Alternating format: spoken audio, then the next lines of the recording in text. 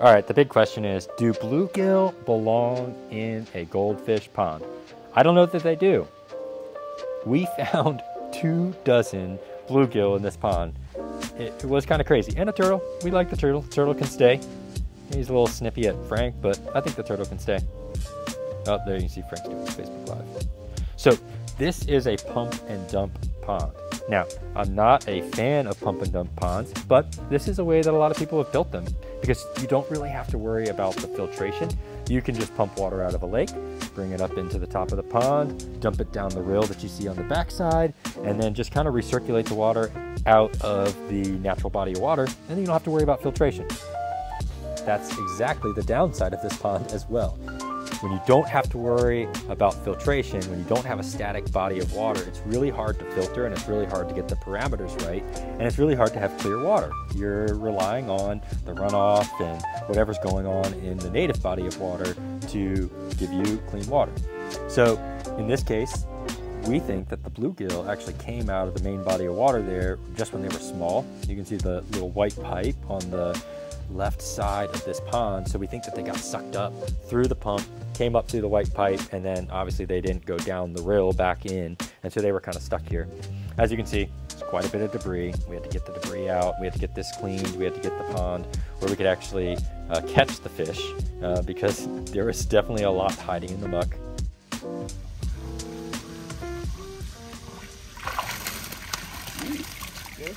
Three bluegill, one goldfish. So in this particular feature, what we're working on is we're trying to create a closed loop biomimicry system. Now, a lot of people disagree with us about doing biomimicry and what's the best way to do it and is it good or is it not. We've been successful with it. We like it. It works for us and it works for a lot of our clients in our region. So essentially what our goal is, we're going to get all the muck out. We're going to get all this old wood that's rotting, pull it off, get it away. We're going to take the old plumbing out and away. We're going to take this liner, because this liner is leaking, it's not holding water, which doesn't really make a difference when you don't have a closed loop system. Who cares if it's leaking or not? But in this case, we've got to get rid of this liner because it's got some holes in it. So we're going to get down to just the shell. Now, we only had a $5,000 budget to do this job, so we have to make sure that we're being budget conscious in our construction and what we're doing. So we're not changing the shape of this, but we are putting in the new liner and we are going to put in a new filtration system.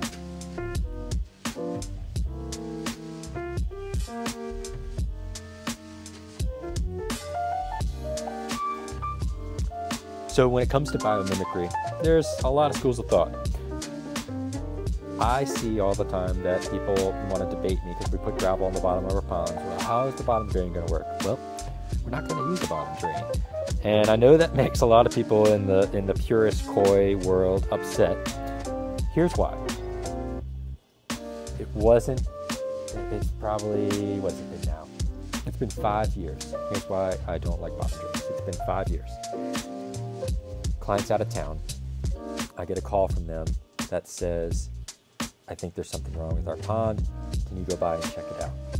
They have a 3,000 gallon koi pond with a bottom drain.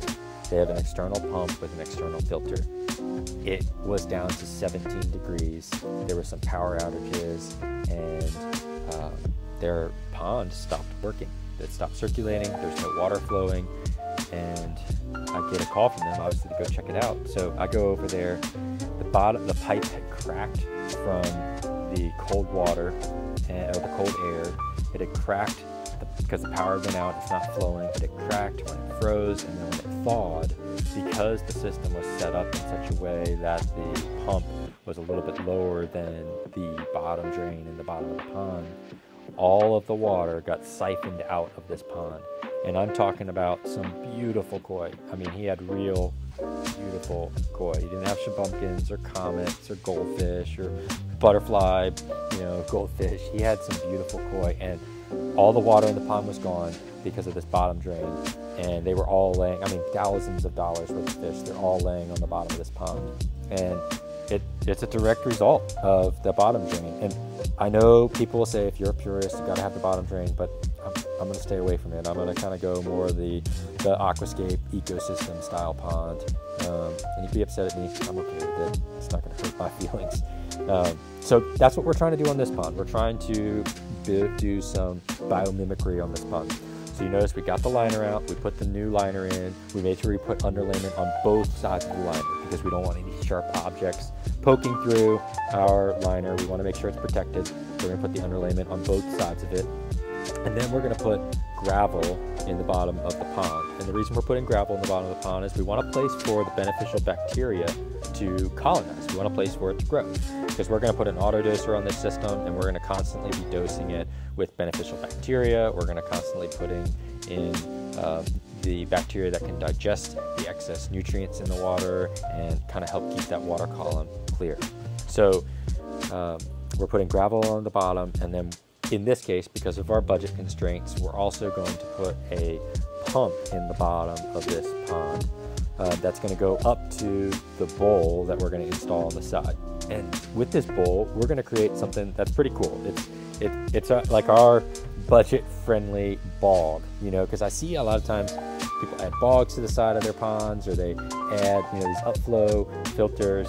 And a lot of times these upflow filters, there's no way to good way to clean them. There's no good way to keep them maintained. And so what I love about these bowls is it's super easy to maintain them. It's super easy to backwash any sediment out of them once a year and keep them clean. So what we do is we take a bowl, put it on the side, mount it to the side of a pond. We put a aqua block panel, which is essentially a milk crate. You know, a lot of different things work. So you take that panel, put it in there, suspend it. Then we put some cobble, and we're not talking about a lot. We're talking about maybe a dozen pieces of cobble, like 4 to 6 inch river rock. We're gonna put those in there on top of that panel, and then we're gonna put about 2, maybe as much as 3 inches of the 1 inch rounds on top of that cobble. And then we're going to plant stuff right in the gravel. It's literally that simple. And what's so cool is the water comes up through the bottom, the sedimentation chamber at the bottom, which is underneath of the aquablock panel, allows the water to get in there, to get spread out, to then start to flow up through the cobble. And as it goes through the cobble, it has to fight, it has to twist, it has to turn. So it goes up and kind of fights through this cobble. And when it's doing that, the surface of the rock actually grabs a lot of the sediment out of the water and it adheres to that. And then as it goes up through the 1 inch rounds, more of that sediment gets polished off of this water. And then what comes out the top is a very clean, you know, sediment-free water that then flows back into the pond. And so you just do this over and over again, and a lot of the sediment that's in the water column comes out and gets stuck to these rocks. Now, here's the cool part, and this is the way I feel like it was designed, and it's like this on purpose. That sediment that's sticking to the rocks now allows the plants to have some nutrients, because now it's pulling nutrients out of the water. It has a place for their roots to go.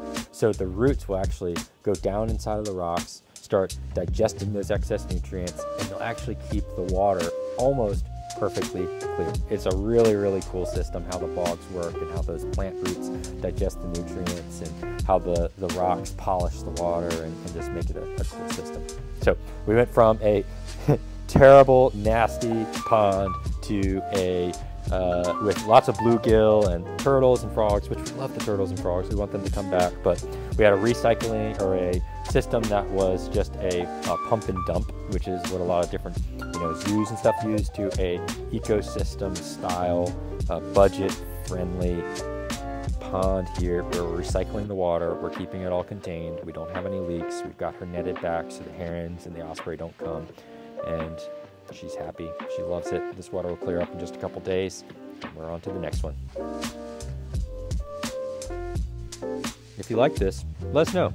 We're thinking that doing this style of time-lapse is kind of cool.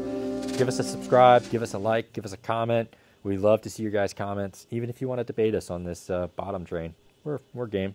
Let us know.